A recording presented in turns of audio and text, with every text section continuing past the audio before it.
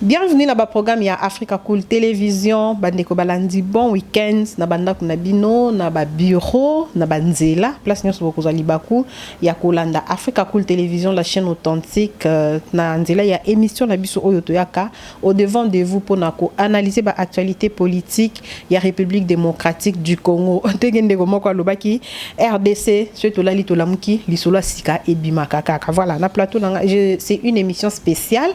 Débat na plateau langa nazana na droite langa nazana ndeko Bruno Mimbenga oyo aza communicateur na kati ya parti politique Nouvel Élan ya Adolphe Mozito et puis na kati ya plateforme la muka et puis na gauche nanga nazana mwana mboka Paul Ilunga moko na kati ya DSC bango baza bongo na ngambo ya Union Sacrée elongo na bango nde bakondongwa elongo na bango nde bakokutanisa pena ba makanisi na bango. C'est un débat d'idées hein, biso tout ça la débat d'idées to finga raté tout ça la piba polémique te. Voilà, avant nazongela ba invité nanga na ko annoncer quelques sujets au tokolobela na mokolo ya lelo tokolobela arrivé ya Martin Fayulu na lisala oyo azo rassurer ba habitants ya Mongala ke asundola bango tazo rassurer bango ke mboka ekufate mutoyo oyo alingi mboka ekufa ye moko amiboma na wana maluba ya Martin Fayulu. Nous espérons que réalisation ba coacher la biso vidéo wana ya Martin Fayulu et puis apesi ba na Mongala rendez-vous na 2023 pour na créer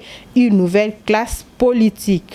Félix Antoine Tshisekedi Tshilombo ayambaki une délégation ya ba officiel américain qui conduit par directeur adjoint ya Conseil national de sécurité. But ya visite na bango ezalaki bongo pour approfondir partenariat stratégique entre RDCP et États-Unis. Ba profiter qui peut de l'occasion pour remettre un cadeau au nom ya président américain Joe Biden. Ezalaki bongo ba photo dédicacée oyo Félix Antoine Tshisekedi Tshilombo bakanga kana homologue na yekuna na Glasgow. Voilà.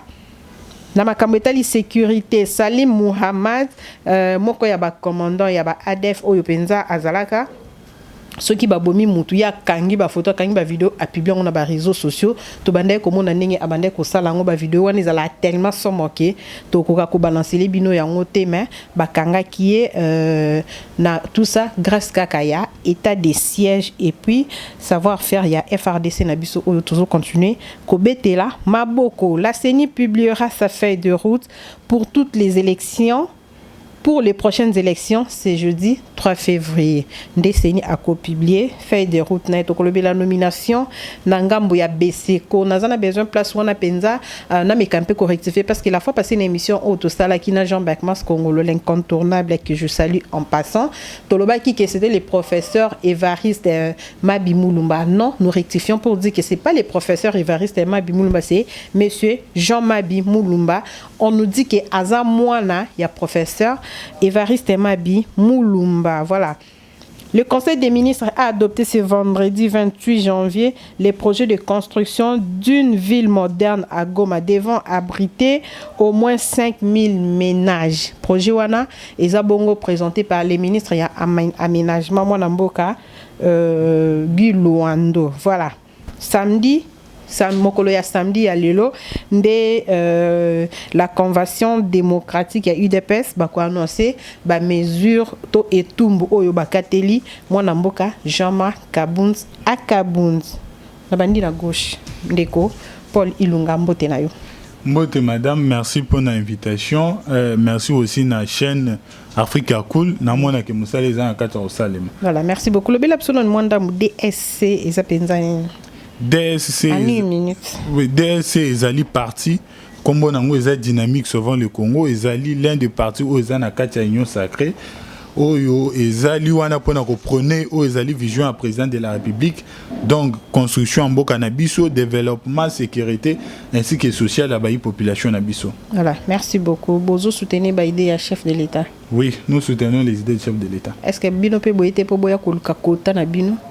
Te biso to ya pona kota te biso to ya nde pona vision au président de la République azala nango vu que to zalaki parmi ba parti oyo ba senga président de la République akabwana Kabila pour qu'il a créé Union Sacrée. Voilà, merci beaucoup. Deko Bruno Mbotenayo. Mbote mingi mamie Thérèse. Boye malam na plateau Africa Cool Télévision. Boni papa Muzito marambo $560,000 ici. Oui, merci mamie Thérèse. Il faut ba na PC président pour Mbote. Et puis, nous avons communicateur officiellement, on a parti nouvelle là, la plateforme. La Mouka, officiellement. Officiellement. Ok. Oui, nous avons le Parlement debout, BAC entité. Donc, parti Emi Moussala, Augusto Zosala, et puis Mokoziangaï, Adolphe Musi. Donc, quand vous parlez au nom de Nouvel Élan, au nom de la Mouka. On a côté, nous avons la plateforme La Mouka. Donc, si on a le Nouvel Élan, moi, on a toujours engagé parti à Adolphe Musi, parce qu'Adolphe Musi, ça m'a battu, on a mis sur ça, Moussala. Et donc tout ça où n'importe quoi et ça vraiment il y a un motif. Mon cousin Adolphe Muzitu aza un homme libre né dans baki makambo $560,000 et ça qui n'a juste tu amité maman bébé pour salir réputation mon cousin biso donc moi je crois on a fait 10 mois ah boy mon cousin ça aux hommes et puis ndenge tozala qui na après des rentrée politique tu vois une rentrée politique au Bolanda qui ndenge maître Blachard mon président pour les Magnola qui d'ici là moins de juin toujours ça va tourner et le monde a mon cousin biso Adolphe Musi tout pour na kutala bisika oyo va partir na biso les a implanté et puis comme on a ba comme on l'union sur oboy bazana besoin il y a Adolphe Musi tout na pesi kulutu ngai Michel Mangalambo tibisika zali et puis na pesi maman nanou chez ceux qui mbote ba abonné Africa Cool Moussamba papa Etienne Mukendi voilà abonné sur Africa Cool voilà eh ba au pesi ba mbote po ba tiraki sur yo non maman Chantal à sa maman voilà conseil na bino et comment qui voilà il peut aider que tout s'améliorer sous davantage voilà papa Léon Moussandi papa Ngoma Moustapha ma conseil na bino on suppose que non tout ça Moussala tout ça ma chaîne il faut beaucoup ça peut une chance parce que tant que tout le monde a mon conseil à Félix Azo Bundabo na rajeunissement et place politique ndenge moko Adolphe Musi tout ça là ça te que non toujours ya pour nani so bolandi même mon conseil Adolphe Musi ba non pour nous na biso tisege des ennemis na biso te makambo zo comme ça biso ennemi ezane que non tant toujours monde na milonga ba mende. Voilà, merci beaucoup Ndeko Bruno na kozongela yo à un moment donné voilà un jour spécial pour une personne très très très spéciale, ma belle-sœur Benita Carla Maungu. Il photo le belé en anglais. Happy birthday to you. Balobani, belle-sœur Izani en anglais. Voilà, côté na kangami. Heureux anniversaire à toi Benita Carla Maungu, ma belle-sœur depuis Bangambouana. Voilà. Voilà ba diaspora, belle-sœur à diaspora. Heureux anniversaire à toi. Azapi abonné fidèle Africa Cool Télévision. Le but que soyez banina mi Thérèse kaka, il faut ba boire ko libanga. O tala no Africa Cool te yo ke norla na mabanga na WhatsApp. Te mabanga ba ka ozonde ana kati Africa Cool. Voilà, des gros bisous à toi Benita Carla Maungu. Heureux anniversaire à toi. Voilà. Ndeko Bruno na kozong sa maloba na ngambo na yo parce que tozo banana likambo oyo Italie arrivé ya Martin Fayulu na lisala na kosinga na no régie batela biso moi extrait wana ya vidéo tout discours ya Martin Fayulu devant ba habitants ya Mongala et plutôt que na tout juste après.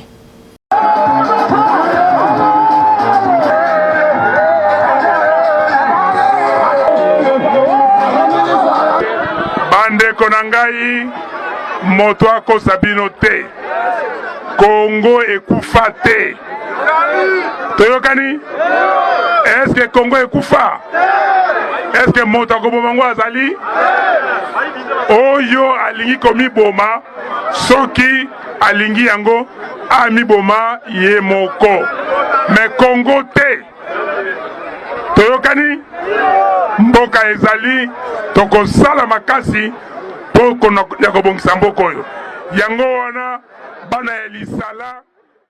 Voilà, merci na régie pour la vidéo wana.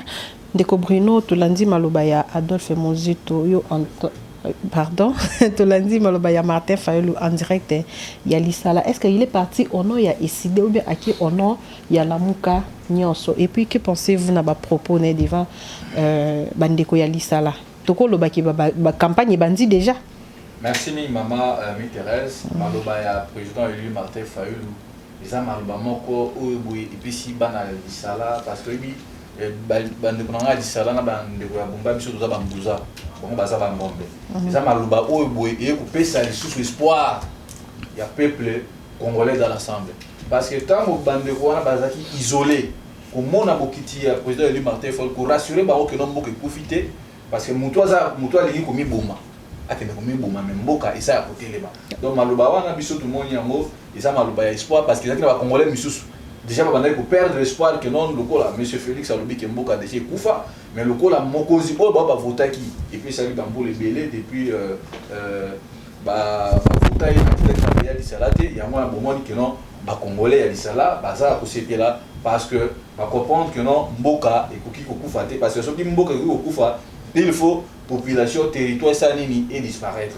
koloba que non président Eli Martin Fayulu akena abandi campagne akena côté ya lamuka ou bien akena côté ici il faut koyeba yango que maman mi Thérèse président Martin Fayulu na minute oyo boy coordination ya lamuka eza na bokolo ya président Martin Fayulu donc accueilli en même temps na côté ya lamuka et puis na côté ya parti cher eza décidé donc na par rapport ya mutuna wana polémique moko te eza na kati parce que tout le monde va représenter nouvelle élan te tout le monde beaucoup plus ba proche ya Martin Fayulu so tali même wana au mona que no biso nouvelle aso to zaki libako qui n'était parce que biso pe tozala ki na activité mususu so tali wana au mona que no nouvelle les aki représenter parce que drapeau ya nouvelle là ezaki pe ya kopepa ba représenter ya nouvelle là na kazi ya mboka lisala bazalaki wana donc mona que non lamuka dans l'ensemble toza ensemble eloko ya mabe eza toza ko talisa que non au moni sa Jean-Pierre Bemba sa Moïse Katumbi ozomona ke lamuka wetika na Adolphe Mozito na mona mboka Martin Fayulu babengi kuna na lisala musekusi on suppose que non ay musekusa les choses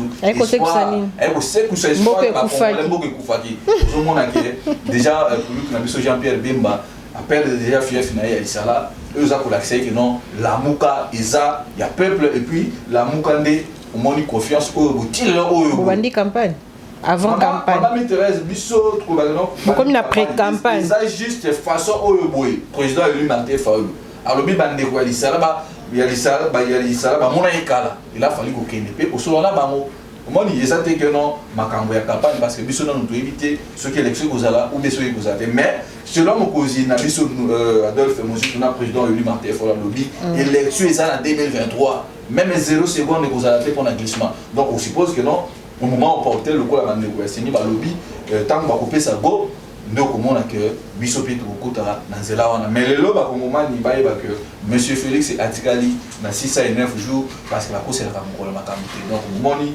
bisalé zala qui tombé ndenge mosekusi les soldats du peuple a quitté na aéroport na aérodrome ba quitté tina essai avion pour vous dire que non monsieur tu le moment même 5% za nango na dimité que non en 2023 a revoté. Voilà, merci beaucoup Ndeko Bruno. Comme il peut nous respecter, Ndeko Paul Nazongi Nangambo Nayo avec le même sujet. Martin Fayulu a quitté na lisala bomoni marée humaine bomoni population qui vraiment en liesse ba se mobiliser qui penza makasi pour na koya mbaye ndenge moko ndenge bandeko na o ba accompagner kae ba benga kae président élu ba lobi moto bango ba votaki a quitté penza sur le terrain par rapport ya discours naie ozomona te ke ba erreur au Félix Antoine Tshisekedi Tshilombo azo sala azo pesa ndeti moi a pesa moi gaz mobwe na ba opposant. Voilà, vous avez 3 minutes. Madame, il faut savoir que kokite Martin Fayulu na Équateur ezali d'abord non événement.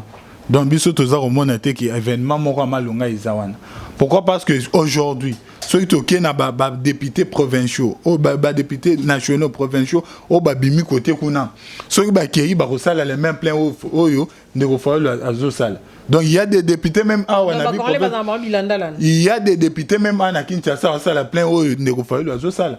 Donc plein wana biso to kolandela ngote mais eloko nga na ko tuneza boy baloba ki awa tant président de la République a sali tourner dans Grand Kassai balobi ke abandi campagne avant mais lelo tuni ndeko Bruno est-ce que loko wana eza campagne te ayebiso non akeka ko solola donc ba comprendre que président de la République son excellence Félix Antoine Tshisekedi akoki pe ko kende ko solola na bandeko na ye donc wana to moni ke eza lisusu nini campagne te selon ba dire na bango à ce qui concerne ndenga le lobby ke mboka ese kufa il faut to yeba na conteste ni président de la République a lobelango na mboka oyo tango nani Laurent Désiré Kabila ayaki alobaki que je suis venu pour reconstruire le pays non.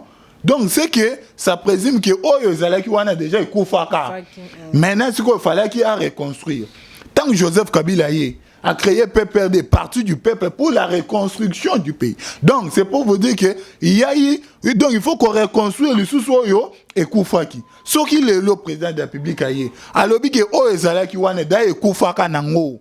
Toyende ko ressusciter, toyende ko séquissa. Est-ce qu'à lobby mabe? Justement parce qu'à lobby oyo bandeko musu bakoko zala babombi na banda kubisu babombi na banda ba mbogo ese kufa na onkala mbogo ese kufa mais ce président de la lobby sino mbogo ekufa totele misango nous avons le devoir ya côté le misango. Est-ce que monité que moi maloba na wana apesi discours sur na ba opposant na non, on a moins de discours à opposant et pas opposant. Pourquoi? Parce qu'à banda ko loba devant population na yi. A ebi si ba kongomani que awa tozali toza en face ya mboka oyo na région passée ba yibaki na région passée ba bomaki mboka donc c'était sur terre. Donc awa il faut que sa conscience to travailler pour que to relever mboka. Pourquoi? Parce que c'est Koufaki. C'est ce qu'il a dit. Donc selon un message espoir, message européen c'est biso ba kongomani conscience que nous devons travailler pour que tout relever mboka na biso. Donc c'est justement ça. Donc ceux qui le lo bandeko musu bazali ko zo message wana lokola message moko ya manque d'espoir bazali komi ko ça. Donc nous devons vraiment ko zongi ce espoir parce que président de la République posa na eza que biso nyonso conscience na biso collective ezonga tokoka ko travailler pour que tout elemisa mboka na biso parce que mboka na biso ti lelo eza na kati ya libulu et puis libulu ngo eza makasi il y a même des députés Oyo, balobaka, Oyo, alobi que le lomboko eko bongate. Il y a même des anciens gouverneurs, na vu professeur Kinshasa, balobi que le lomboko eko bongate. Donc, ce président alobi na sens wana eza na sens que to relever défi, to tele misamboka na biso pour déjà ekufaka na régime passé. Un petit mot par rapport à tourner à Martin Fayulu na lisala, voilà. Mais oui, quand même eza muntu akeko soana bandeko na ye, donc c'est juste ça. Voilà, merci beaucoup. Nazongeli Ndeko Bruno Fatu a reçu une délégation officielle conduite par les directeurs adjoints du Conseil national de sécurité qui sont venus approfondir les partenariats stratégiques entre RDC et les États-Unis. Merci, Mamie. Enfin, investisseur, comme Nabino Bolobé qui investisseur, il Koufi. Investisseur, au moins, Mamie Thérèse, Babilo, M. Zossal et la régime c'est inacceptable. Parce que là, on est dans l'outil Sabino Awa, M. Félix Atikali, il y a 609 jours. Il ne faut pas qu'on ait bien. Les investisseurs ne viendront pas dans ce pays-ci. Autres au monde, pour la présidence de la ils ont ma finger insulte. Parce que je n'ai jamais vu un ambassadeur accrédité dans Kinshasa. A combien qu'on soit chef de l'État, le quoi la monnaie n'a pas, or ils ont la même erreur, le quoi l'ambassadeur Nyonso. Donc nous, tu as dit que Ndeko Chilombo a combien ça va investir à té parce que investisseurs pour la intérêt na bango personnel maman Thérèse ba investisseur ba kana mboka oyo boye kimezali ba kana mboka oyo boye sécurité ya malamu zali ba kana mboka oyo boye détournement ezalité tant un ministre d'État à fonction nommé par l'ordonnance présidentielle aza ko confirmer que no biso batu oyo tozanzinga ya président de la République tozamiyibi. On a ministre Panda. Il y a recherche scientifique. Alors, aux hommes, vous croyez, moi, je m'intéresse, mais mission tout ça en Afrique, pour Awaboui. Batouana, Balandela, ça m'interprète, Nabango. Au anglais, français, c'est ça. Donc, investir par vous, un ministre, Azol Babilo, Bongo. Aux hommes, on a prophète de malheur. Non, mais c'est un prophète de malheur. C'est pas investisseur, et Bilobo gagné. Ça profite en quoi? Parce que tout ça, les autres ont mis ça là. Mais ça, c'est parce que notre temps, nous avons un ministre, Oyeboé, à ça qu'on représente Mboka. Azol Bakeno, tout ça, mi et c'est le dossier au procureur général a pris comme ça a invité ministre wana atunaye yo yebisa biso banani baza ko yimba mbongo ya l'état eux ça que non ba investir ba ki ba ko investir na mboka mipaye ya wana zo mona mami Thérèse parce que mboka o er mosu to zo réfléchir au zo mona que zo ça la passe to za na ministre ya industrie ministre wana Moussa Nezakanine so tamboli na Kinshasa a ben industrie ça té.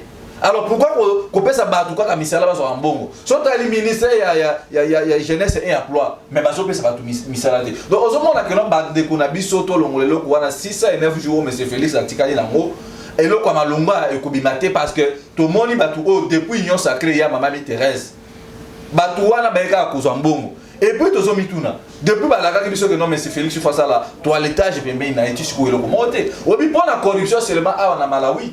Président Malawi a benga ina ba cabinet mobimba renvoyer bango parce que ça na souci na souka ya mandat na ngai na kozala redevable vis-à-vis ya batu oyo et non batu oyo na ça peut bien. Alors biso tozo mituna. Qu'est-ce qui fait que non monsieur Félix tant au ministre a avoué que non tous a miyibi azo continuer toujours peut bien. Bon est-ce que monsieur Félix a qui par justice ou bien on est ministre? Mais il y a un autre lobby mais il y a ça le numéro 1 le garant de la nation. Donc tant tout le monde a Félix ça dans institution oyo boy aza ko représenter mboka mobimba. Donc aza na liloba que no place ko na moni mabe bien que ba partage ba pouvoir ça diviser mais toujours celle na batu oyo boy o bazana ba responsabilité na côté de justice ba interpeller batu wana parce que comme ça to tika mboka boté ya wana moni na lisala ba lobby mose kusiaye il faut assez que ça mboka to remettre mboka na état de droit parce que côté que la batu oyo boy demanda mama Thérèse et ça comme si que non tout ça ko atterrer les sous mboka tout ça ko atterrer ba congolais vivants parce que ko dimaté que non d'ici là la mikoleza ko ya tout monde na sous ba même bêtise merci on so ça conseil parce que so moi bande baza ko loba bino la muka bino nouvelle là boza ba toi non nous sommes pas des aînés tout ça na souci makambo qui na liboso beaucoup de gens même mukonzi na doivent faire monsieur alors ba ki yango ennemi na biso ils a Félix c'était ennemi na biso ils a système ezani moyibi détournement bon à les gelou bon bimaki par exemple la makamba de fort à $25,000 ce qui te lobby ah boy au monde bande kuna biso biso bandi ko finga biso est-ce que on est ça ba makambo auto ko permettre voilà donc merci le système wana ya monde biso nouvelle là ça lutte na biso auto za ko bundisa ce qui de Félix ça sai makamba longa to ko ya bino makambo oyo boy asali za malamu lokwa makambo ambassadeur ya États-Unis azo sala nae akangi photo ailleurs la moka pour la photo avec côté on les insulte pour la moka voilà merci beaucoup donc nous voudrions que non mokozi ya moka oyo boy aza représentant numéro 1 en Mboka asa makambo ya malamu na mikolo tikali ba congolais ba sepela parce que au moni le londenge biso tozo panda ba tourner na biso awa ba tu nyonso bazo ba que non espoir na bango za na lamuka et non za na nyonso sacré parce que hôtel de longa mende hôtel baati hôtel Sama Lukonde hôtel batu wana nyonso na luki batu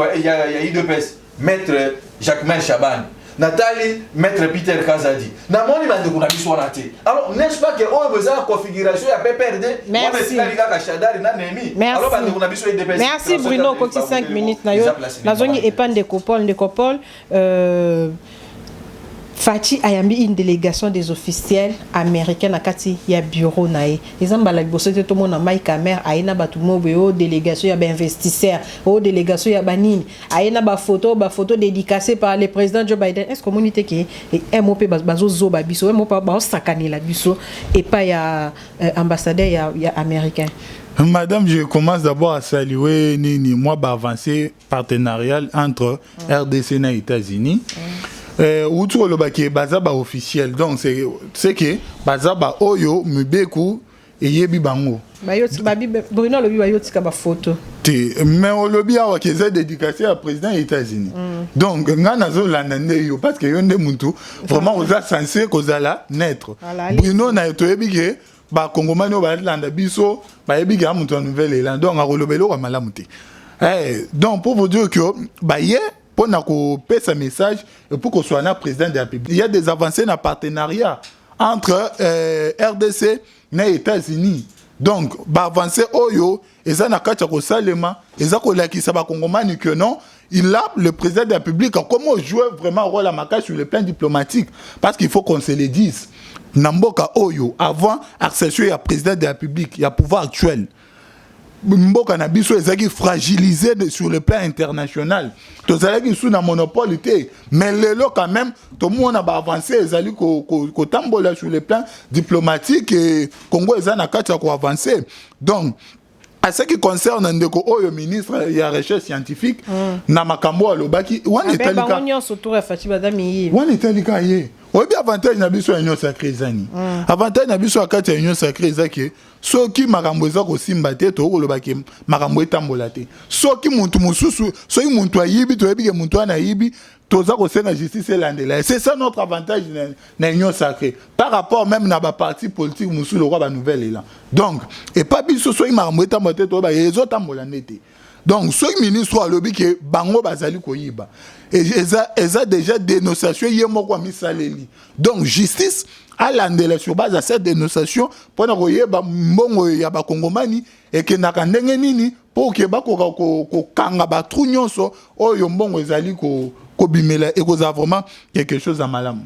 Voilà. Par rapport, il y a au lobby, par rapport, il y a ministre nani, il y a ambassadeur. Les ambassadeurs, tout le monde a eu là, tout le monde a investisseur, tout le monde a même fatigue dans les États-Unis qui est emboussé la cimetière, il y a coco nae. Vous avez dit qu'il y a ambassadeur en quelque part. Président de la République a un protocole nae, azali na ba conseiller nae na président. Je ne pense pas que un simple individu a koki ko ya boye na ba tumususu o bazali ba officiel ya gouvernement américain te amemi bango awa et le président de la République a yami bango non je ne pense pas. Donc vu que le président de la République a un protocole a un conseiller donc et puis bako okoyate le lomba mo mona na président de la République facilement il faut procéder l'andama. Donc c'est qu'il y a des passeports diplomatiques peut-être au bandeko na balakisi o esengeli président de la République non réellement bazali ba oyo ba uti na cible il y a président Joe Biden baye na message il y a président des États-Unis donc ezali c'est le bongo naza quand même ko répliquer na moi ministre nanga ezali na bi moi ba ministre nanga etikali na ce qui concerne makamba mapona na 2023 on ndeko buno lobi ke lokola ndeko foyulu akendaki na Équateur c'est que président de la République azali na avantage ya ko pona na 2023 non il faut tolo banamboko yo toyebi. Même ceux qui le lot, combien de fois batobele basala ba plainte. Maintenant to kena ma ponem. Na 2018, ndeko foye le ba plainte ni ngwa ça. Asala ba plainte. Kole quand même je pourrais dire kole quand même tike gagnant Félix c'est fati vite. Ozomona. Mais suka ndeni. Donc le plan là il ngolo baté que bangonde ba ko voter yo. Ozomona. Il ngolo baté que bangonde ba ko voter yo. Mais on a vu que le président de la République azala qui votait massivement. Donc, biso na maponama 2023, toko kende et puis toko pesa majorité n'est pas président de la République na parlement. C'est ça même le rôle de biso union sacrée. Donc, tout ça n'a pas cette tout réussir. Kolobake union sacrée banda et lo kamala muté et salema eza lukuta. Eza lukuta pourquoi parce que tout le monde a détourné mais au leke belé ndeko chaque jour ceux qui balancer projet wana ba détourner balancer projet ba détourner. Oui bien avantage il y a. Oui bien avantage. Comme il ko décourager pe. Oui bien avantage à Fati ezani. Eza que ndeko yibi 15 millions par exemple na pourquoi lobby na tongo bino media boye biango. Mais période akabile c'est to banda yebang. Après lobby à makangé na lobby boye. Avantage à Fati. Non, il faut d'abord que saluer nanu wana. C'est que moyibi ayibi biso to yebi ke muntu wana za moyibi ayibi boye. Mais période akabila to banda ko yeba ngote. Ezali batu na yeba zo ko yiba mbongo mboka mais bazali protéger. Donc quand même eza déjà avantage yo to za ko saluer justice. Musala za ko sala to ko saluer ngote. Voilà. Nini bis trans academia to ko saluer ngote. 145 territoires to ko saluer projet wana te. Mais ezali na kati ya kozana étude pour que salema. Donc quand même to saluer nini ba avantage au président de la République azali ko sala. Ko kitsa billet d'avion to ko saluer ngote.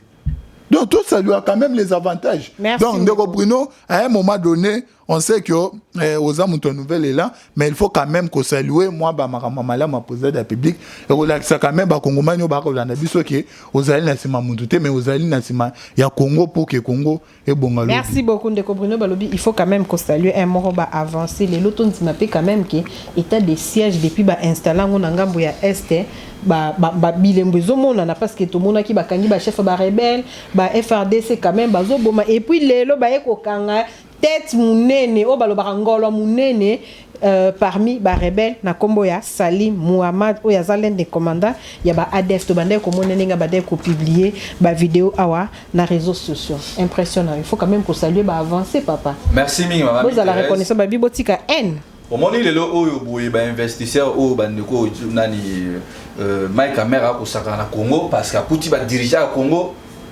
baza ba tout baza légitimité parce que soki na zomi tout na kaka soza pour na ba photographe mais tout ça ba photographe belé na Gambela awa boye ba monsieur baza Canada, ba monsieur baza partout na victoire. Mais bandeko baza maintenant Joe Biden a tindeli Félix ba investir ba photographe. Pour ba na Félix ba photo mais c'est pas content pour la. Photographe tindeli ba photo dédicacée. Oh ba kanga ki na Glasgow. Maman Thérèse, tant baza ki na Turquie. A combien on a logo, a combien on il est écrit ça na logo on a ba investisseur ba photographe. Le gars a un photographe, autre un photographe professionnel. Le gars a mis son photographe. Joe Biden a eu Mike Cameron a mis son photographe. Il a photo de Rana Chilombo à l'époque. Qui n'a pas de là. Au moment la place, ils ont fait ça à Congo. Et puis ils ont allé les sous bien. Au moment là que non, les gens malades ils sauté. Quand nani Mike Cameron. Aïe la biso oh non, le gouvernement congolais aïe monsieur Félix Batumwa botti le ba mon investisseur. Tu es à côté ba. Oh non ba biso la société de télécommunication. Qui le oyo boye ba mon na raté.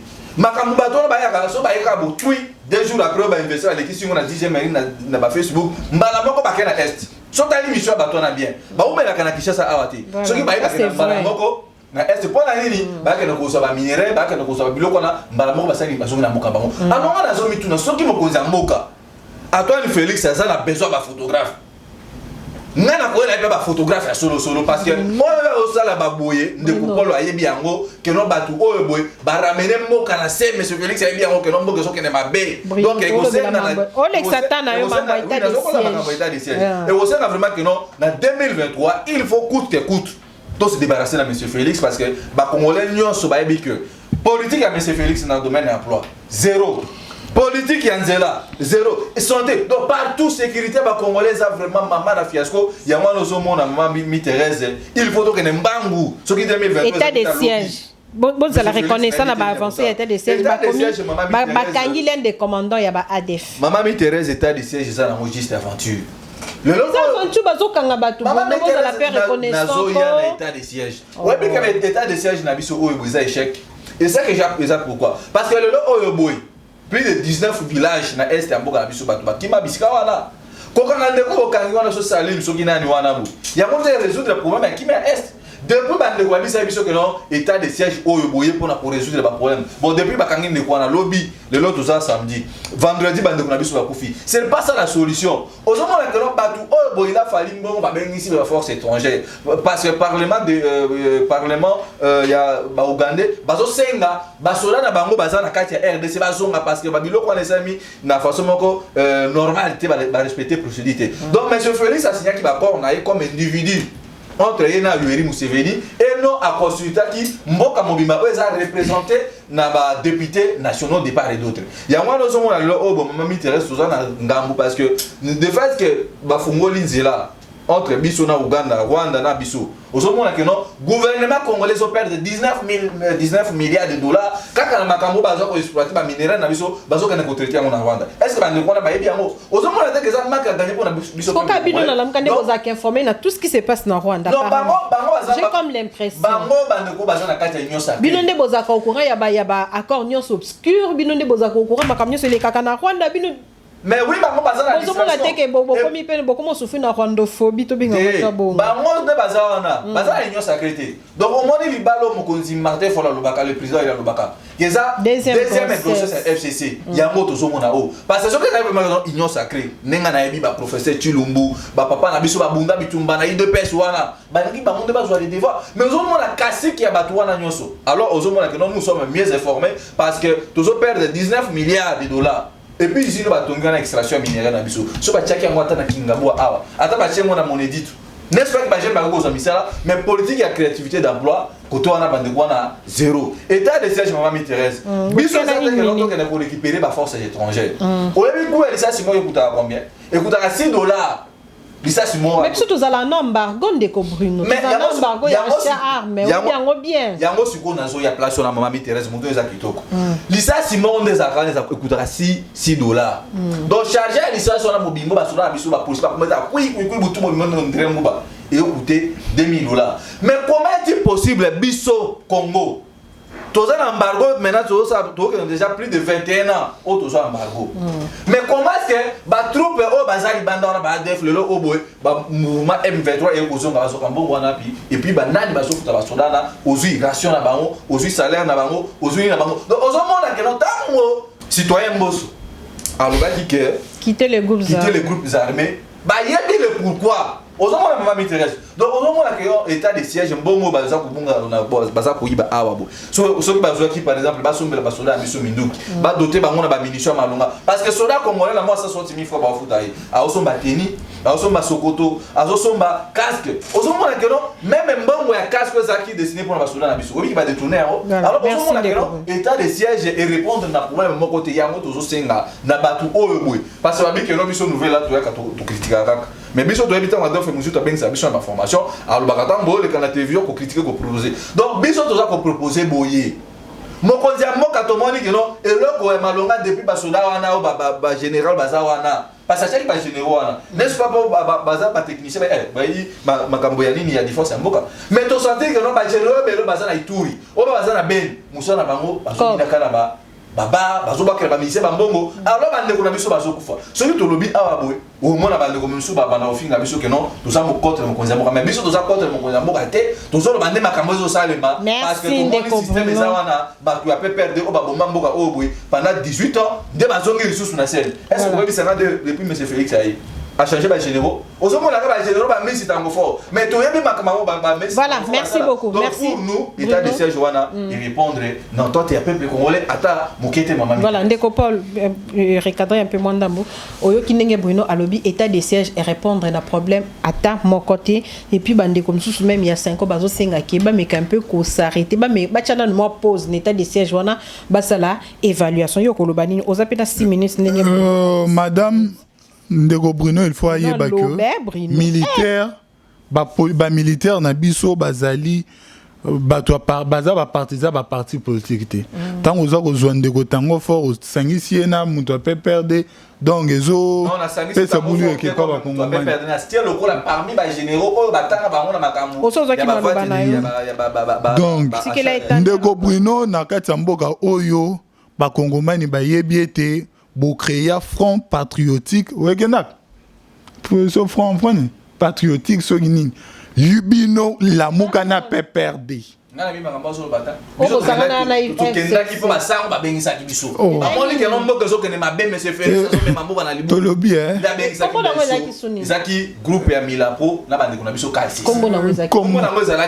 Bloc patriotique.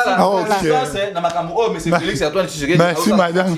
Madame m'intéresse Bloc patriotique oyo bande kwa lamuka 9cc bazalaka ensemble. Donc ba kongomani ba moni ete tangu bande kwa FCC ba moni bande ko muzitu bambongo da isili bango bande folu bambongo isili bango ba ya aussi sabiso mbongo. Allez. Bakimi.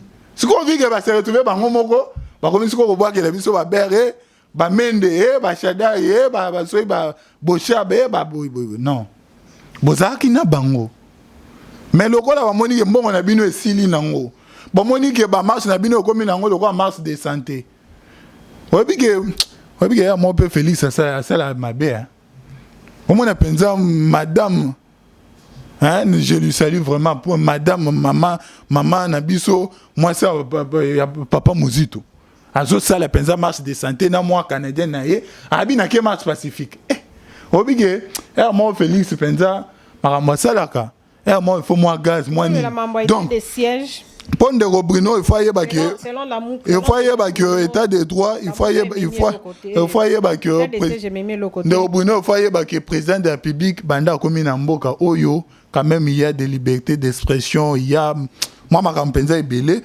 à tel point que ndeko ya nini ya lamuka ba public ayoki kolela ba kongomani pour ayebi ete soki a réussir ko tchaki mena est du pays te ekozala passe pour na 2023 donc il faut ça la coûte que kimezonga kuna pourquoi parce que kozala parmi babiloko oyo biso ba kongomani to ba président de la République oyo ça ba kongomani qui na sala ki boye na sala oui donc c'est pour cela le président de la République a kanisa ka lobi non na kozwa état de siège pour na ko permettre que bande ko oyo des problèmes chaque jour mais yo moko yo maman Mami Thérèse outi oloba que Salima Mohamed oyo aza expert azaka muke na ebité soki ba photo ngo azwaka ngo ndenge nini ezaka so ba bomi ye aza déjà wana donc bako boma mutu na 5 minutes 6 minutes hier da na ba réseaux sociaux bande kwa nouvelle et là na bande kwa la muka ba komo reliango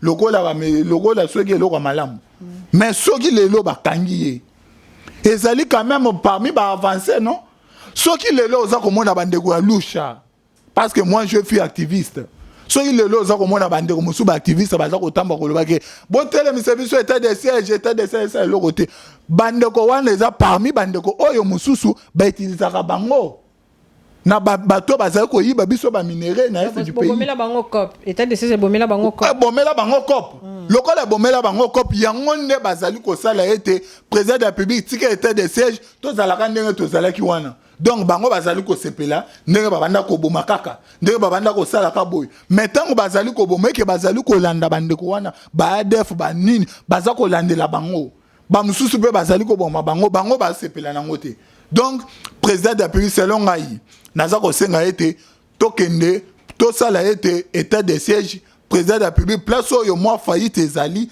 ameka komatisa hein place oyo moi faillite ezali ba meka ko tia stratégie pour que bakanga moi ba faillite wana pourquoi parce que toyebi que 2023 eza pembeni tozali teni ya kozongisa kimia na est du pays nazali ko meka quand même koloba pe assez concerne ba bosoto oyo ezali na hôpital de référence à Kinshasa ezali ko sala soni ezali ko sala soni komona que na hôpital o ezali référence ya vie province à Kinshasa kotika babosoto ya makasi bongo ezali malamu te donc ba meka quand même oui ezali interpellation na te nini hôpital o eza géré na niveau national nde Congo bila senga kike ba pesa ye mais baboyaki balobi ke non wana eza na niveau national mais bande ko bazali ko gérer ngo na niveau national bo meka ko tia propre propriété kuna pe nazali ko senga ke na ba classe na biso na ba étude ba tia pe faculté mo boye permettre biso to ba pe ba minéraux oyebi ke tozo ko beta ba masula ba minéraux awa mais to yebi yango te bakola kisanga minéraux yango yo na yebi minéraux te. Voilà, merci beaucoup. Au profiter natana yo pona ko bakisa makambo etali hôpital nazonga epande ko Bruno na garder no malobi pa na yo na conseil des ministres ba adopté conseil des ministres il y a le 28 janvier ba adopté projet de construction il y a une ville moderne na Goma oyo et quoi voter au moins 5000 ménages projet en ESA présenté par ministre il y a aménagement un projet de plus. Il faut que ba projet on ezaka ba stratégie mo pour ba mbongo non comment il faut que avant et loco et salema il faut d'abord y bandana projet non donc makamunyo so même ezanandako so na biki te faut na so ma eloko mo boy il faut to bimananda ko to komananda ko mususu ça commence toujours par un projet donc yango bandeko babandi par un projet pourquoi n'est pas aussi ça non ba projet belé ou eza lancé par ci par là et puis au lieu ya ko lancer ba projet et belé à la fois et mo réseau me mapé embrièvement maman mi Thérèse voyez ba que stratégie ya ko bimsela ba mbongo na ba banque ou comment parce que ça commence un peu à fatiguer ndeko d'abord o azali ko gérer ministère wana azali ndeko oui azagi loando azali ndeko toyebi lo lenge nini abanda ko sala makambo avant na azala ministre donc azali muntu aza quand même na moi expertise na makambo etali ba aménagement ba ko bongisa ba biloko donc nde aza un peu na moi expertise côté wana eloko projet wana ezali ko tala secteur na yi il faut y que ba projet na projet ezali ko tala ba secteur na bango loko la 145 territoires to yebi eza projet présidentiel to yebi que 03 ezali projet à gouvernement premier ministre Sama Lukonde mais oh wana to yebi que eza ndeko Gilwando donc ezali pona ko sala que bandeko na biso to yebi que na Goma il y a eu volcan oyo sala que bandeko bakufa il y a eu même des déplacés ozomona lelo to moni même ba musicien Inosbi oyo quand même abundaki ko créer quand même on a boye ko se racheter nde ba seka bino botonga banda kwa ya mabaya donc so to pesi moi félicitations et pas moninga na biso kongomani oyo azalaki na moi moyen na ya te ngo pona ba congolais projet wana ya soki 5000 maisons na boye ko se racheter nde ba seka bino botonga banda ko bona mopepa mvula oui, je suis à toi, Bandego Bruno. Et ça lui passe. Donc, il faut y avoir que non. Les alliés, Bakongomani Moussousou, Bazangi Bandako. Bakongomani Moussou, Bazangi déplacé à tel point que Rwanda a proposé à Bisso, à payer Bisso $30,000 pour nous recevoir la moi cité Morokuna. Donc, il y a un gouvernement, le ministre Guy Luanda le dit non, il faut quand même na Tonga. Moi, Tomeka quand même Tonga. Moi, cité moderne. Quand on parle de cité moderne, c'est-à-dire cité Oyo, moi. Donc, il y a des informations qui toquent. Donc, Amérique quand même Tonga, kuna ezali pour l'intérêt ba Congomani. Donc, Oyo ba Congolais, il faut pas y que tout commence par un projet. Apprendre et c'est matérialisé. Oui, et c'est matérialisé. Voilà. Bruno, 5000 maisons, où il y a makuna nangambu ya Goma, atabo seka qui ozo seka awakio, batonga banda ko pour moi dans mon peuple. Mais quand même, mettre sur pied projet moko et vous quand même un peu durable et puis éco bénéficier na habitants ya Goma point de vue na yo. Merci mi maman mi Thérèse. Moi les biso nouvelle élan tout ça na cahier des charges na biso tout ça et ça déjà élaboré pour l'année 2022-2023 et puis na mikoleza pour la Congo parce que bandeko oyo zo mona bango oyo boy baza na vision mote pour na mboka nyo sacré tisi ko neto. Mais tout ce qu'ils font là ils ont et le contraire maman mi Thérèse nazo démontrer bino awa boy état de siège oyo bosi mais état de siège oyo olandi bandeko ya sen ko basango bazo senga ba mona clair batu wana depuis baya ba kozonga na mboka na bango mu colonie parce que tolanda monsieur Félix Kolobani état de siège kolongo ka mukolo qui met au côté dans l'Est.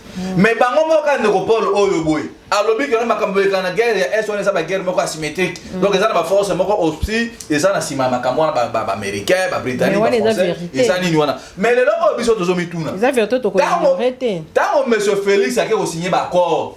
Ye lokola individu na côté mboka te. Ba signer ba accord le oyo boy. Ba Uganda ba komi ko réclamer côté Ituri. Yango mona ba sala ba monzela. So tali na ba vidéo o ba tinaki biso awa récemment.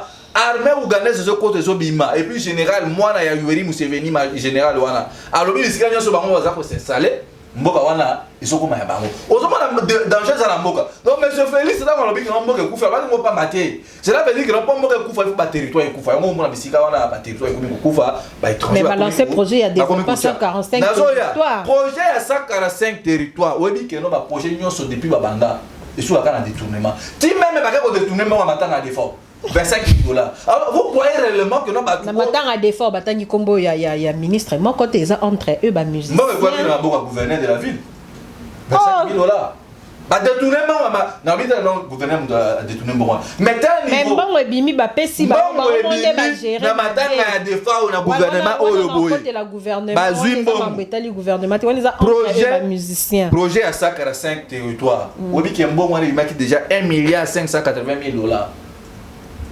Alors tu sais quoi boy projet moko territoire nous nga naza mutu ya territoire ya Bumba secteur ya Timbiri naza mbuza bisika oyo mokonzi aza lelo na lisala ko moni ndenge bande ko na ba yamie territoire na nga zanga ndajika comment maman m'intéresse celui to longwe wana projet ya Lumumba ville monsieur Félix a aussi tourné na Kasai a mbonge bimi po bakena ko installer ba administrateur du territoire wana non tu sais quoi ba installer na ba moté na sola ke bande baza na loja ba biti sikoyo boy. Après quand on mais biso to mona ba image awa non après président a installé bango et tout na Lumumba ville d'ailleurs la population ba sepele ba c'est la première fois un président de la République a quitté na mboka na bango première fois a quitté mais information na yo zwango première fois dans Makiti première fois peta maso ba lukazo pesa mu Congo na courant na mai na projet o ya Lumumba ville ikatana na mai tolongwa wana tona projet ya makambo oyo boye ya bazo créer ka ba projet zéro trou ba vandela même na conseil des ministres mbongo ebima les gars awa na wileri awa na se awa kene na bokasa tambola kisasa mabulu na mabulu mais maman mi Thérèse mais tambola la place au misal les os salés ma quand même sala mon côté salé projet mon côté salé alors c'est là oyo yebi makambo za koleka c'est dans une transition dans la hôtel des villes na Kasavubu moi tronçon na bazo salam sala wana déjà moko ba misusu na moni place moko te zéro trou isa ko sala parce voilà que penser que na projet 5000 maisons projet 5000 maisons bon le ba tonga pont moderne projet o ya 5000 maisons isa même projet à 145 territoires au bon moi bato mami Thérèse ba bi déjà que ndenge baza wana na 2023 bato ba ko voter ba moté Nous sommes créé le gouverneur Wabimi vient à Bissau au sommet. André Kimbuta.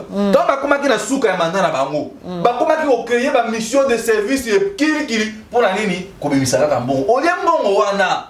Basomba basoda na biso. Ba futa ba policier. Ozomona na tali ba policier ko yamba bokozi na Martin Fayulu. Policier la ti so nini ba be oni. Olela ta botine. Policier la ti ketch. Mais ils ont détourné des millions de dollars. Au sommet de la place, il y a un maman Thérèse le 18 au Yoboye. Parce que nous sommes communicateur à nouvelle là, au Yoboba, et puis autorité à partir, baby qui n'ont au bout comme parti. Donc, constater, tant que nous sommes dans la distraction, ben ici, au Mokosi, Bisso, Nani Adolphe, Monsieur qui na autorité, il y a l'Union européenne. Et puis, il faut l'Afrique, les dirigeants africains, ils ont un destin à Mokola Bango. Mais bango le quoi bazar ko imposer parce que ba kuti ba dirigeant faible loko na ka biso à Congo oyo le 18 le 17 le 29 février ba diaspora nyonso à Congo ba lobi bazo kende na siège union européenne à Bruxelles pour na ko siéger bango ba ta la décision ni o ba kozwa parce que tu le oyo boy monsieur Félix atikala ko bisa biso vérité mais Félix a retourné mon côté voilà ya mwana moni mama m'intéresse na za ko tambola na ko kota na ba bisika pe que no ba pisanga mes formations dans les jours à venir donc on a un projet à 5000 maisons on projet à 5000 maisons mama m'intéresse et ça projet moko oyo boy bazo lukaka ko suka na détournement suka de loko moko te parce que to mona mboka bima liboso il faut to be loko wana mboka bima pona bande ko na biso ya Goma batonganda kuna butu Mon pépé na 5h du matin mon kolomoko et minda kuana nyose kena mo voilà ozomona batu o bobiska ba o sexa merci de comprendre donc il faudra que non bande kuna biso oyo boy mama mi Thérèse pona que ngo suza ba mkanisi na ngai ils ont senga vraiment que non monsieur Félix bien que ba il investir ba photographe na présidence ils ont senga asa la vraiment tabula rasa et puis abeta vraiment le boko na mesa le kola mobile parce que batu oyo boy ba rendre les services au te que non peuple congolais attend après mandat Félix na 2023 tant okende batika na mauvais merci Ndeko Bruno to komi kokende so de monter comme kocha affiché oya popage oya masina wana nyonso place wana boulevard ba érosion comme ko salma donc na mabulu ba komi ko sala priorité wato obeta PCT ya OVD surtout ya masina wana na si wana mabulu sala soki dans le bible o mona ndeko mama chata na bini tamu tamikwa oyo mais tozo ba makambo pona mboka toza contre mokonza mboka te parce que to moni ba ndeko na biso indépendance ba bundi bitumba ba se retrouver te biso ba congolais to se retrouver te donc bana papa tenti se qui dans l'ensemble ba se retrouver te voilà wana est engagé kaka yo ndeko Paul to kompena ko kende ko chiter seni azo publier feuille de route na pour na ba prochaine élection mokolo ya jeudi entre temps ba ndeko ya lamuka bazo crier ba lobi ba élection oyo ezo bongisa mananga ya pouvoir en place ba élection o ezo bongisa mana seni oyo bango ba benga ngo seni ya Félix Antoine Tshisekedi Tshilombo est-ce que vous êtes sûr que forcing bozo continue ko sala na mambo seni wana et ko aboutir pendant la élection libre démocratique et transparente pourquoi ne pas koyoka na OP baninga balingi bo se mettre autour d'une même table et puis avancer ensemble madame il faut yeba ete seni na biso ezali organe auto bengaka indépendant donc ezali ko dépendre ni na pouvoir en place ni na opposition. Ndeko Bruno na koloba na le biete na 2023 président de la République a sous présidenté pour ba congolais ba voter été. Or c'est le contraire. Ce qui le coup ndeko foi l'une peut-être aux 5e personne si je m'abuse pas. 5e groupe de terre aux à 10e personne. Cette qui coûte peut-être aux liboso na. Donc Seni il faut y ba que pour que président Seni a comme sikawana ça a été une procédure. Bande ko na biso a 5 ans. Bayokana te ba religieux biso tokoko tamasolo na bango te babimiseli biso candidat moko oyo azalaki oyo kombo na eza Denis Kadima azaki entériné na Assemblée nationale le lenge oyo sengeli aza investi comme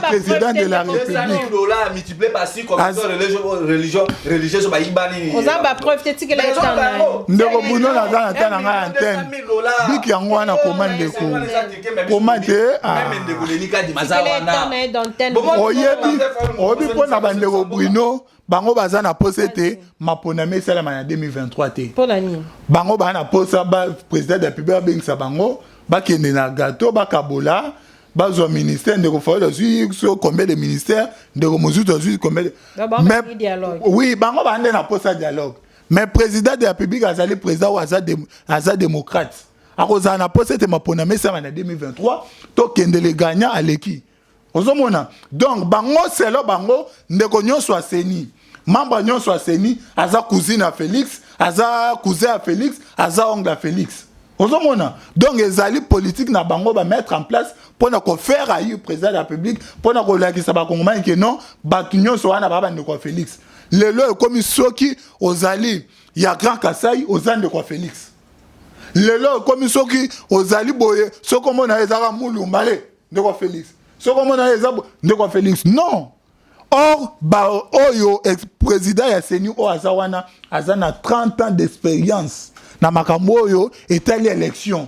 Azana expertise koleka ba président nyonso baleka na mboka. Ba président nyonso Seni o baleka. Ozomona. Donc moi j'espère que na 2023 tokozwa maponami o Congo na nzwate. Tokozwa maponami oyo président wa Rosala éli son excellence Félix Antoine Tshisekedi Tshilombo akozala na majorité suprême. Tokozwa nini tokozwa ba élection oyo depuis l'indépendance si le lot tout là aux libre et transparent et puis ndeko Bruno j'espère que ceux qui bande on a à nouvelle est là ba PC chance à cause de na parlement en 2023. Voilà, merci. Ndeko Bruno, aux appels 3 minutes. En tout cas, Tokomo pena ko déborder ta makas. Aux 3 minutes. Seni a publié feuille de route na ebino bozo le la kakel. Na 2023 élection ko zalate. 2023 to linga glissement. Qu'est-ce message ni bozo caché derrière ça? Maman m'intéresse. Parce que bon l'élection ko zalate mais bon on dit m'appelle glissement té. Biso to lobby. Attention to komi le 18 décembre 2023. Ce qui consensus électoral, c'est le 19 tours qu'il y a une élection. Donc, élection, vraiment la constitution, donc respect, on ne même pas pour les cadres électés. Monsieur Félix, même maintenant, nous connaissons la cour constitutionnelle. Bon, les militants ont aucune élection. Américain, allez, qui c'est? Denis Gadi m'a publié, Félix, deuxième sénateur. Parce que là, que batu nyoso o ba epemena monsieur Tshilombo bilongi kaka pepede donc elo kwa sika monsieur Félix asali et monanité ya mwana mitu même ba député na bango moko ya IDPS bazoloba bazo pesa bambongo na ba cotisation na parti mais toilette na 10e mairie IDPS tu le za abouchi ah wana mamna bango interne ko papa to mwana mama miterne donc makambo ya sene biso to lobi élection kozala na délai oyo boye ba congolais nyoso baza kozela mama miterne mais oyebi bando ba benga yi na collège dans la paix Afrique pour nous Didier. Alors bien de Bruno, ce que l'élection est à lobby, Monsieur Félix, donc opération zéro fois la province. Donc partout, bah déjà mobilisé pour n'accompagner ça Monsieur Félix et au revoir dans les jours à venir. Il y a moi mon na makambo o mama Thérèse. Ngai na place ya Kulutu Tshilombo. Vu que bandeko o ba avouer que non ba mi ba travailler pour na peuple congolais. Dans tout le monde, projet, trace académie. Non, dans beaucoup de cas, monsieur Félix, c'est dit bon. Le cas de Kinshasa, c'est embouteillage déjà interminable. Na tonga ba métro le cas président Macky Sall. Mais balancer métro qui non. Mais maman Nanzela ni déjà dit ngo bilana zo bisa. Rail métro qui n'est pas pour na rail. Obinga na machine. Na mapela. Bazo bongisa rail. But ya métro qui n'est pas pour réhabiliter pour moderniser la tobenga ye na mapela kutala nzela rail. Kasi yango elibno métro qui. Non, to yebi makambo azangu awa boy. Maintenant moi zoke na suka non. Batikali na 6 bobenge ayatali ayelibno métro qui. Eloko moko te to mona ba photo wana Joseph Kabila tia moi à l'époque. Donc pour la biso maman Thérèse biso to lobby nouvel élan bozala ki na point de presse tout ça ko bungama. Pour na maponami oyo boye toyebi ke non na 2023 candidat na biso ya la muka akobattre monsieur Félix na batu nyoso ya mwana moni déjà validaire na biso changer discours bozalaka avec ou sans machine à voter ya mwana lobby na élection même ya Seni oyo boye maman Thérèse biso toyebi monsieur Félix akoya na bilani mai insécurité, courant, corruption, détournement, détourner nyoso bazaki na PPRD, monsieur Félix a libéré bango abatiki bango la liberté. Tandis que la décoration c'est pas monsieur Félix qui gère la justice. Mais après ça il va grâce présidentielle là non. Bato bako mérité mais pas grâce présidentielle. Bazu yango. Ozomo ba bilan ko na nyoso batali na bilan monsieur Félix. C'est un bilan vraiment largement négatif parce que ba ila kibiso makambu ya Thompson. Ba ngo kaka bandeko Paul oyo. Balobi bazela mu kwa tongolo azombi masuwa aso bango ya démontage ba kana ngobote ayebi sabiso na ebale ni rube fleuve ni bena lac nini masuwa na ba motango omona o kana ba tomso ba kana na décembre sili lelo oyo janvier za mulai ozomona kana ba bazala misère liboke ya pondu à l'époque ezalaki ba 2014 et ça là qui n'a pas 300 fois mais là on dit pour nous pour dire vraiment pour nous matamba il faut 3 000 réchauffement climatique. Oh, non, voilà. Non, maman donc il y a Bruno débordé 3 minutes 20 qui s'appelle na pesi papa moleka oh ça s'appelle cadre ya UDPS. Allons déjà. Nécopole, Mokolo ya lelo samedi nde kuna na UDPS commission disciplinaire oyo bavanda ki penza pona makamu ya Jean Kabund bako trancher na kolinga OPSA pe mo makanisi na yo analyse non par rapport à tout ce qui se passe na kati ya UDPS. Vous avez 2 minutes. Ce qui se passe na kati ya UDPS biso nyos tozali ko déplorer surtout biso ba oyo tozali ba lié na bango direct tozali ko déplorer makasi parce que ceci ekopesa banguna lokola ba Bruno repesa ba discours. Oui, repesa ba discours. Or ce n'est pas bien. En interne, il faut d'abord tous à la ordre.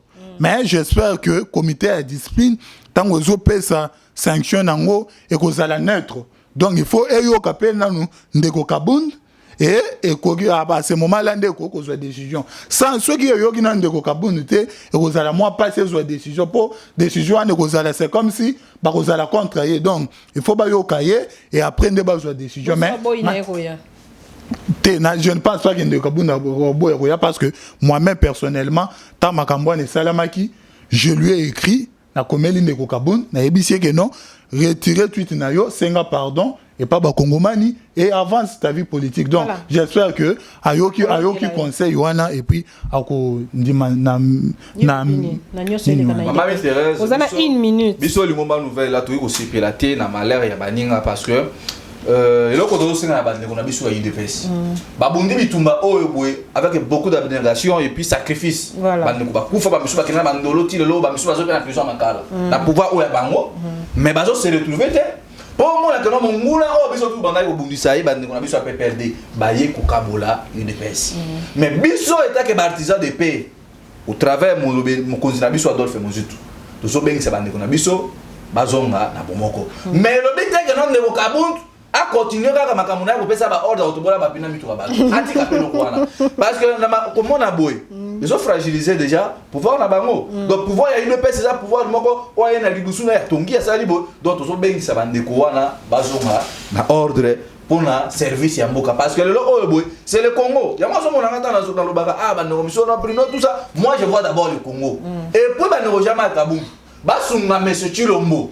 Et ça c'est que non, Jean-Marc Kabund a somba mapangu na limité, bandeko na 10e mairie ba olia ba manyoko bololo depuis pa pete ntika tika ba bangu ba wana ba safwa. Non, biloko wana. Manyoko bololo ni chomba chakadula. Manyoko mo bater wana bolo. So liango. Na ya déjà wana na ide pesi ni manyoko bololo wana mo bandeko ata ba so liango, ye tia bango ba kanda parce que ba se retrouver te. Donc au sein de la autorité ide pesi. CG Kabuya na président ya UDPS nani monsieur Jean-Marc Kabund l'honorable ba qu'elle n'est pas dans congrès c'est ça la beauté même de la démocratie parce que parti na bango eza union pour la démocratie et le progrès social le peuple d'abord malgré ba balolango les immeubles d'abord les femmes d'abord et l'argent d'abord ba ça là ba respecter démocratie Bayo Kapé, Oza, voit le peuple. Merci. Parce que temps, excusez-moi, Mamie Thérèse. Merci beaucoup. Parce que temps, on a chuté des Japonais, vous êtes 30 secondes. On a chuté au petit numéro de téléphone à votre oui, un homme qui est comme président AI. Et c'est là qu'il a délai. Il ne faut pas respecter en haut. Pourquoi M. Jean-Marc Kabund doit avoir un congrès? Au moment où on a dit non, ça a démocratie. Donc, tu as un comité de discipline. Balanda li comment ça passage parce que oui même ngai avoir nos sanctions tous les cas qui na comité de discipline batal babi non de Bruno tu mérites sanction pour na raison moko discipline tant ozonga obongisa etamboli na yo voilà numéro contact ya UDPS na Congo ya papier tient Tshisekedi ba bazonga na sima bien que chef na bango ba okende bango tout na 2023 ba bongisa parce que UDPS tout ça besoin tout monde yango ba vendre wana ba mona ndebiso tout na mboka. Numéro de téléphone. Numéro de téléphone et puis na pesi moti pa papa Léon Moussandi et puis maman Oleli bango fort. Maman Moussafa non na pesi bango kambo. Papa Léon bozangi si Bruno qui m'attend comme bon maman na nous soki papa Etienne Tshisekedi Mukendi Roger Mbouyi maman Chantal Papa Etienne Tshisekedi. Papa Etienne Mukendi. Moi na Mukendi na Tshisekedi ala kombongo. Donc na bungilo moté. Papa Roger Mbouyi maman Chantal Moussamba. Tozabanda tozobunda pona mboka. Tozaba Rwanda tende bino bozo kanisa wana bisika moko mboka osama be tozo critiquer pour ba yibi trop la région. Numéro de téléphone de maman Thérèse ba ofina donc pesa ka numéro de téléphone. Numéro de téléphone ngeza plus de ça. Papa Roger Robin au papier son conseil. Plus de 243 81 73 11 702 plus 243 81 73 11 702 naza Bruno Mimbenga moko ya balobeli ya nouvelle là officiellement reconnu et puis na pesi kuntu na Michel Mangala mbote bisika zali oyo boye bakozi na biso à partir voilà déco Paul mot de la fin et puis numéro de téléphone vous avez. Oui bon moi ni biso to analyser ta ke ba kongomani o balingi mboka na bango et puis toza ko continuer ko soutenir président de la République pour to yebiete azali na vision il faut réaliser celle à kokokate mais ensemble na biso nyonso to yebiete et ko akokoka et puis akokoka réaliser au ezali vision nae numéro na biso ezali plus 243 81 51 28 830 plus 243 81 51 28 830 nazali président il y a parti dynamique sauvant le Congo. Voilà, merci beaucoup.